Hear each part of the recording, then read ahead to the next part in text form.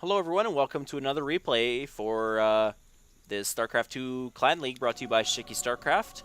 This is once again going to be between Timetwist and Mana. And yes, Timetwist is down 1-0 in this series. And it's going to be the red Terran, Timetwist, spawning in the top right corner, and Mana spawning in the top left corner, the green Protoss. So yeah, Mana once again from Mouse Sports, and like popular players from them, Straylock and White Raw and Morrow, quite a few great players from that clan. So we are seeing a pylon come down here, no forward gateways or anything rush. This was a loser picks the next map, so with Timetwist losing that first match, he is able to select, and he picked Kulos Ravine. So the large 4-player map, probably the largest map in the game besides Twilight Fortress right now. I think that one might be a little bit bigger, but everyone hates that map. And yeah, it's fun to play with your friends if you want to do a 2 versus 2 and just mass a bunch of units and then see who can macro and micro better at the end, but not really great for that for competitive play. Anyways, we do see scouts going out now for both players as the supply depot is done and barracks is coming up now as well. It looks like Timetwist is going to scout in the right direction. Mana going to see the Xel'Naga Watchtower, definitely saw that SCV and is going to know to scout in this direction.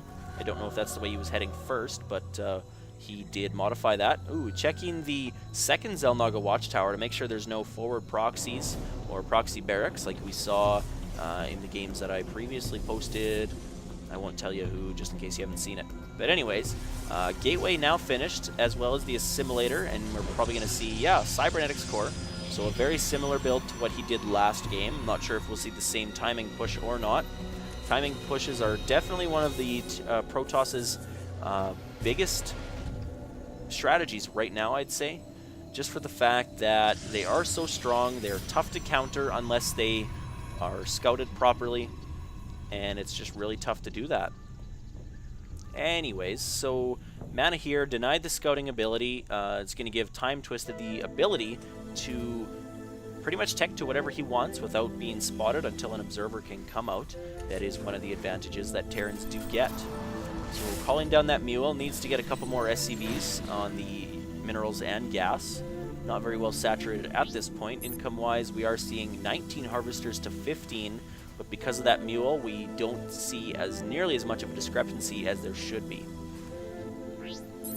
Alright, so because he's going 2 gas, you know he's going for a factory or maybe starports. I don't know, maybe he's going to go for that same factory build that he went last time.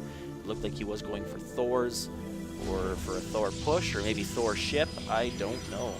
So robotics facility coming down second as well.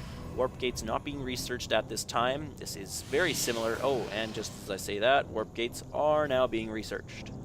So we've got a stalker up on the Xel'Naga Watchtower and a probe on the other, just to make sure there's no funky play coming from Timetwist. We've got a Marine and a Marauder out, with concussive shells being researched, and a second Marauder about 50% of the way done. We also have the factory about 60% of the way done, so we may see some tanks or some Thors. We'll have to see what happens.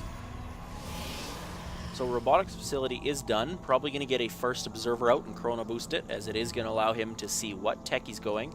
Second gateway coming up, still nothing out of the Robo Bay, and chrono boosting the Cyber Core warp gate tech again. So we are going for an Immortal. We are bypassing completely the Observer. Maybe he'll get that next, or maybe he just wanted to have an Immortal out first. But important to note, he's only got a Sentry, a Stalker out at the moment, so nothing really army-wise for either player. We're sitting on 3 Marauders and a Marine here, and ooh, we are seeing double starports.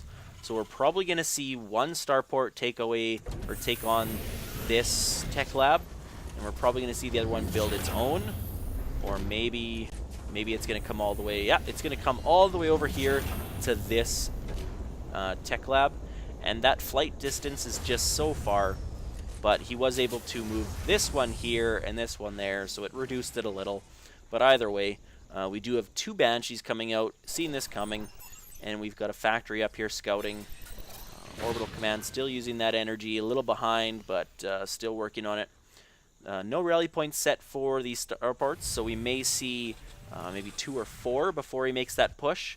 Important to note, though, Mana does have his Observer out in the field now that one Immortal is done, and now getting his second one out. And the first Immortal, I was wondering what was firing. The first Immortal is taking out the Destructible Rocks here, and Probe coming in, looking maybe to expand up here. So, and we also see this big red blob here. Command Center coming down for Timetwist. So we've got, oh no, Timetwist is now heading into the base to do some harassment, but unfortunately the Observer does see that, and if these warp gates are not on cooldown, we are going to probably see some more sentries or stalkers being warped in.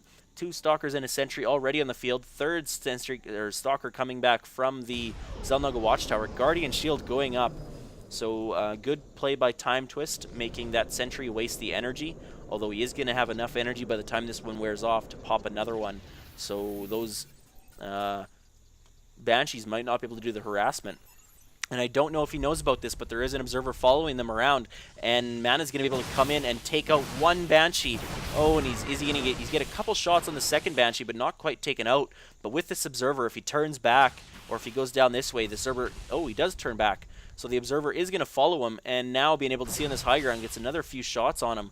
So 30 out of 140 health, that is weakened. It needs to get repaired. And we are seeing 2 Vikings coming out now.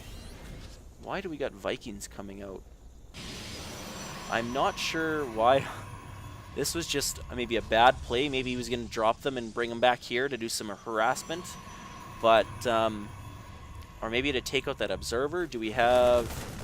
Oh, and Observer almost getting taken out with a scan, so wasting that 50 energy, not taking that Observer out. Needs to get on that with only 2 Marines. They need to take quite a few shots in order to kill that Observer. And 2 Vikings out now, and maybe they're just here to kill the Observer. I don't know, but it looks like we are seeing a similar timing push from Mana.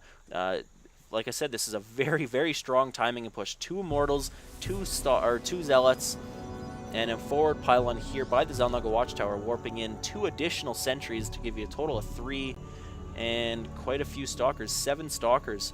So probably waiting, maybe not, nope, not waiting to warp in more units, just going to go ahead and push in. Unfortunately, all these units are here taking out these destructible rocks while these barracks is getting decimated.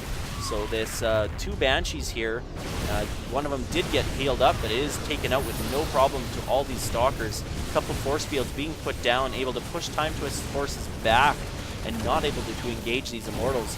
Immortals, if their shields aren't taken out, they are just able to do too much damage to a base.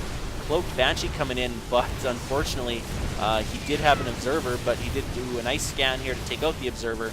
And Timetwist says once again, GG, well played. And that is going to be this best of 3 series. Mana takes it 2-0. Once again, this was for the StarCraft 2 Clan League, sc2cl.com. Check it out. There's many groups and many clans, lots which I've never heard of.